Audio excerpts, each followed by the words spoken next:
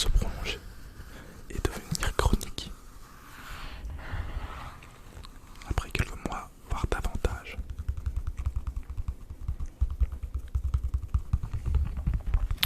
Pour vous, l'insomnie vous pose problème. Ok. Je vais remplir votre profil. Quel est votre nom et prénom? Ok. Quel âge avez-vous? Ok. Saviez-vous qu'un être humain entre 16 et 65 ans, donc sont ces heures approximatives pour une bonne nuit, sont entre 6 et 9 heures. Ouais. Avec votre trouble, on en est bien loin du compte, vu que vous vous réveillez souvent.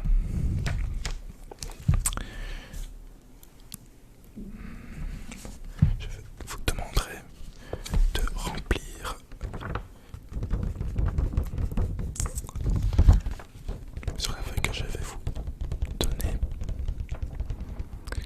les différents symptômes que vous subissez. Ainsi, je pourrais faire un diagnostic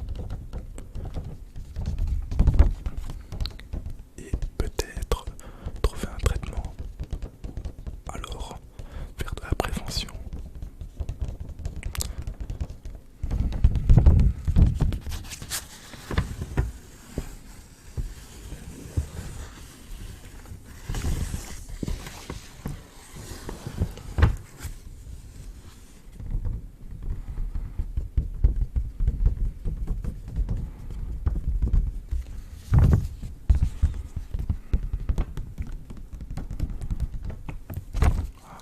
S'il vous plaît. Donc, en remplissant, vous allez noter sur une échelle de 1 à 5, 1 étant difficile, facile pardon, et 5 étant difficile, donc le plus dur. Plus des annotations à côté, si ça se reproduit plusieurs fois, si c'est une longue durée ou pas. Donc, par exemple, comme premier symptôme, nous avons les ensommeillements difficiles. Donc, vous prenez énormément de temps à vous endormir. Donc là, vous pouvez me dire une note sur 1 à 5 et une petite note de combien de temps plus ou moins vous endormissez. Ok. Ensuite, nous avons le sommeil intermittent. Donc, si vous savez me dire le nombre de fois que cela reproduit lors de votre nuit, donc des petits réveils ou des retournements même, ou des difficultés à rester endormi. Ok. Et combien de jours cela fait que vous avez fait, que vous faites cela? Ok. Avez-vous une sensation de fatigue au réveil malgré le fait d'avoir dormi un nombre d'heures suffisante? Ok. Ouais. Êtes-vous irritable ou anxieux sur 1 à 5? Avez-vous des maux de tête? Et combien de fois par semaine avez-vous des maux de tête? Ok, après 2-3 nuits. Difficulté à vous concentrer lors de la journée. Ah oui. Ok. Merci d'avoir noté vos symptômes sur la feuille. Donc je peux remarquer que tout, en fait, presque tous les symptômes sont entre 3 et 5. Ce qui me fait penser que vous souffrez d'insomnie.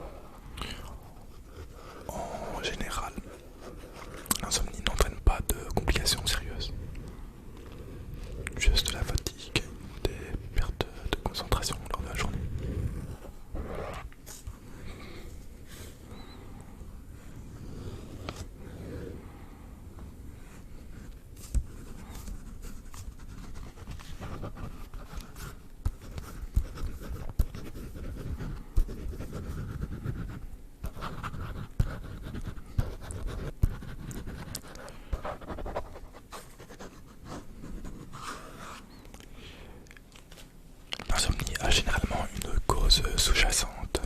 Parmi les causes les plus courantes d'insomnie, on retrouve les voyages en avion. En avez-vous fait récemment? Ok, mais sans décalage horaire. Ok, parfait. Donc prenez-vous des médicaments pour une dépression ou l'anxiété. Tout ceci peut jouer un rôle. Ouais. Ok.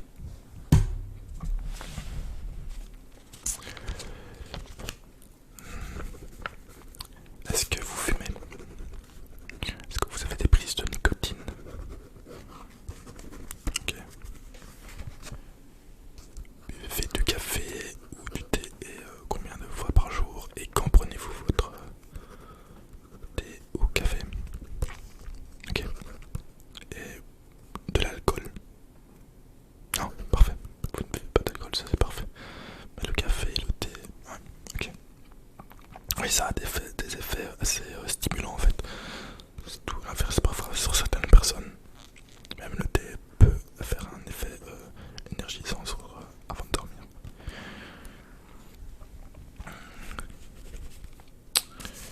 Avez-vous des mauvaises habitudes de sommeil? Donc vers quelle heure allez-vous dormir? Ok. Ouais, je comprends avec le travail. Vous ne dormez pas tôt. Et justement en parlant de travail, avez-vous un changement d'horaire ou de manière de travailler? Ok.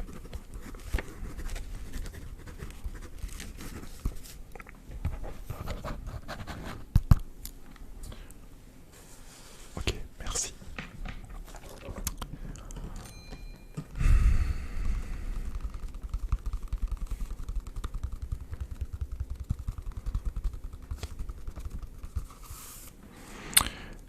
Donc, diagnostic, je pense que vous souffrez d'insomnie à cause justement d'une mauvaise hygiène de vie, d'une prise de café et de thé avant de dormir. Et vous, je sens allez, un stress qui provient justement de ce travail, de gagner assez d'argent pour la fin du mois, de finir les travaux à temps, etc.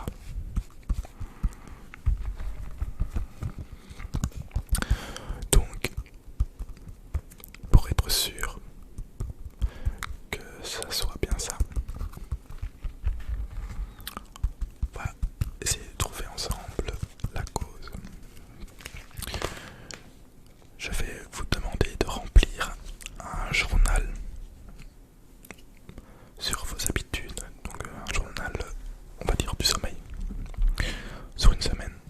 Donc là-dedans, vous allez me noter les heures à laquelle vous allez dormir, les différents médicaments que vous prenez lors de la journée, avant et pendant le sommeil, enfin en journée et avant de dormir, ce que vous mangez, ce que vous buvez, si vous ressentez un certain stress et votre état avant d'aller dormir, donc votre état d'esprit, si vous êtes plutôt déchargé ou assez anxieux ou stressé.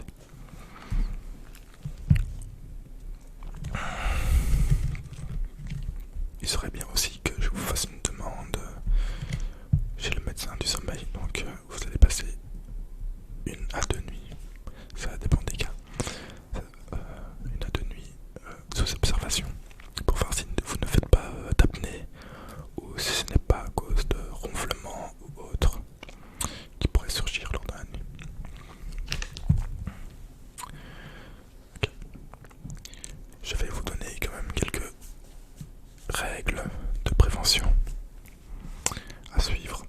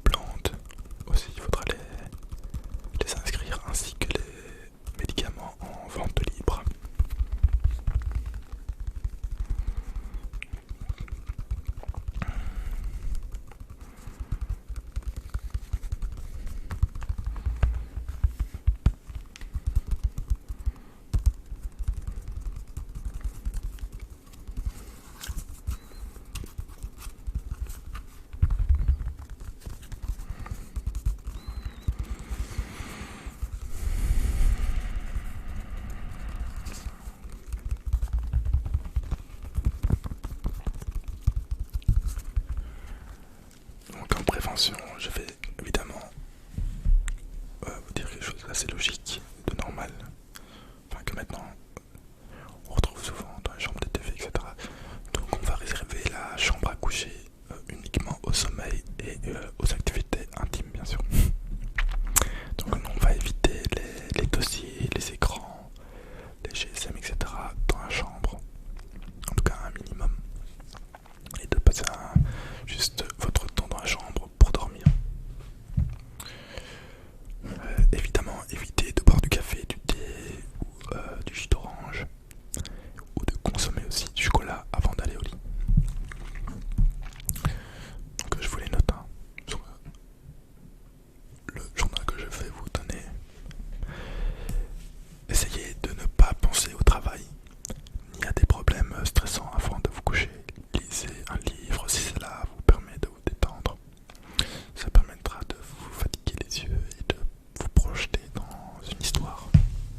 Ça favorise à vous endormir. Donc essayez d'établir une heure de coucher, donc de dormir chaque soir à une heure certaine. Pensez aussi à être positif, donc n'allez pas dans votre lit avec des idées négatives, des sons négatifs. Cela vous évitera de vous préoccuper au sujet